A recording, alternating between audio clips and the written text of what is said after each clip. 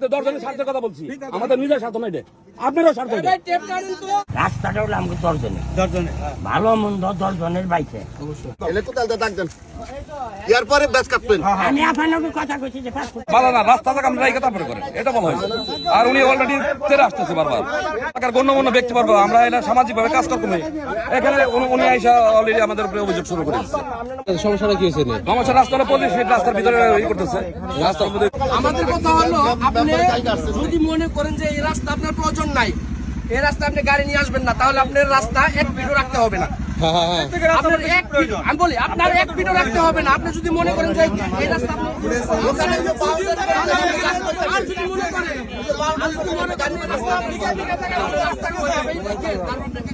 আমরা নাই কথা বলতে আসছি, নাই কথা বলতে আসছি, নাই কথা বলতে এখানে দশজনের স্বার্থের কথা বলছি, আমাদের নিজের স্বার্থ নয়, আপনারও স্বার্থ। আরে ম্যাডাম, আপনি ই করবেন, ফ্যাক্টরি করবেন, কোম্পানি করবেন, ঢুকতে পারবে না। ফিতে দিয়ে মাইপে কুদাল দিয়ে আমাকে চিহ্ন করে দিয়েছে। তারপরে কেউ আসলে আমি আপনার কাছে সুন্দর কথা। মাপেন মাপেন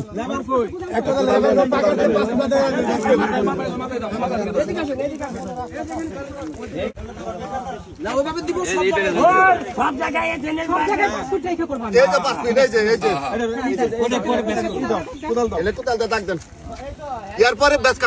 আমি আপনাকে কথা কইছি যে হাসান ভাই এখানে আমার ওয়াল উঠবে। আমি ম্যাডাম, হ্যাঁ বলেন। আপনি জেনে মনে হেনে করেন মাটি আচ্ছা মাটি এই পাশে কাট, শুনেন আমার কথা শুনেন। যখন একটা বিল্ডিং এর বেস কাটে তখন ওয়াল কোথায় ওঠে আর কাটে কত কত দিকে নিয়ে নেয়।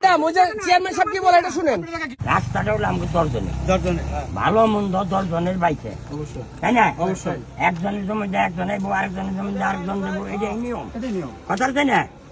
যেহেতু আপায়নে একটা প্রতিষ্ঠান করতেছে, আমাকে সহযোগিতার তার দরকার আছে অবশ্যই। এই যে হইলো নিয়ম, একটা প্রতিষ্ঠান যদি করে এনে কিছু লোকজন খাটবো, আমাকেও তার ভালো মন্দ দেখতে হবে, আমরা যে রাস্তা আমাকে দেখতে হবে, কথা তাই না? মানুষ যদি না চলতে পারে তাহলে তো প্রতিষ্ঠান করলে কোনো লাভ নেই। আমরা একটা সমাহারে যেহেতু আমরা দেখিয়ে আইছি, আমরা একটা মিল করে দেই, মিলের ভিতরে করুক, কেউ জানি আর বাধা না করে।